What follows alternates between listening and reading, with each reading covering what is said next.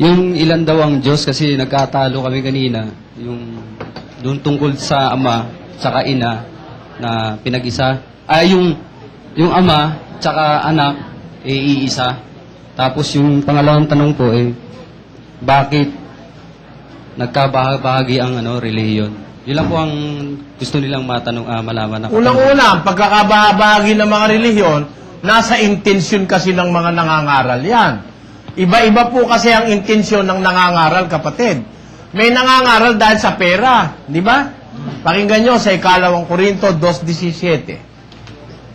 Sapagkat hindi kami gaya ng karamihan na kinakalakal ang salita ng Diyos. Ayun, ang sabi po ng Biblia, hindi kami gaya ng karamihan na kinakalakal ang salita ng Diyos. Therefore, kaya dumami nangangaral dahil sa pangangalakal ng salita ng Diyos. At yung iba naman, meron pang ibang intensyon sa 1:15 ng Filipos.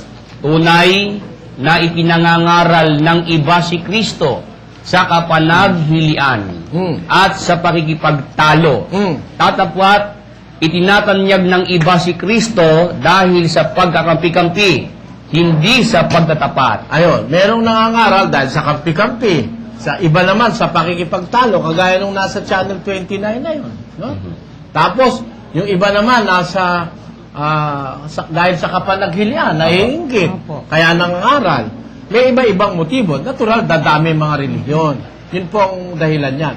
Yung unang tanong ay, yung kung ilan ng Diyos, ano? Dahil ang batayan, yung talata na ako at ang Ama ay iisa. Alam nyo, kung titignan natin yun sa mas malalim na anggulo, hindi naman ang ibig sabihin ng iisa, siya rin Nga ho kanina. Ang paniwala ng mga Juanes, yung iisa siya rin. Hindi po ganon. Ang kahulugan, pakinggan nyo sa 8:16 ng Juan. Ganito sinasabi ng Panginoong Yesus. Oo, at kung ako'y humahatol, ang hatol ko'y totoo. Sapagkat hindi ako nag-iisa, kundi ako at ang Ama na nagsugo sa akin. Kung humahatol ako, ang hatol ko, totoo. Sapagkat hindi naman ako nag-iisa, ang sabi ni Jesus. O hindi naman pala siya nag-iisa, kundi ako at ang Ama na nagsugo sa akin. Meaning, by implication, iba yung nagsugo dun sa isinugo. Kaya hindi siya nag-iisa sa kanyang paghatol. Ngayon ngayon ang kahulugan ng sinabi ni Jesus, ako at ang Ama ay iisa. Pakinggan nyo sa 17:11 ni Juan. At wala na ako sa sanlibutan, at ang mga ito ay nasa sanlibutan.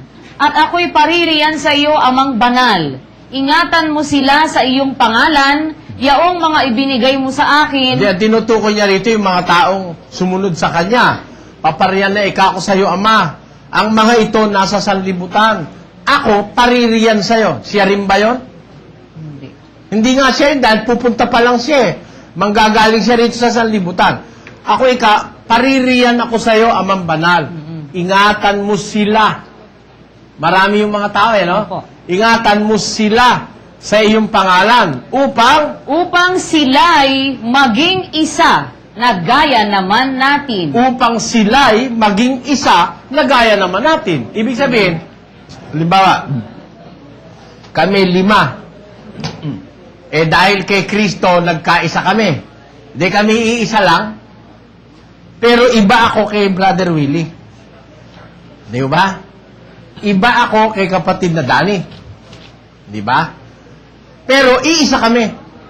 Ganon din naman yung Ama at si Kristo. Ang sabi ni Kristo, pag iningatan sila sa iyong pangalan, sila'y magiging isa gaya naman natin. Therefore, ang kanilang pagiging isa ay hindi absolute one, kundi united.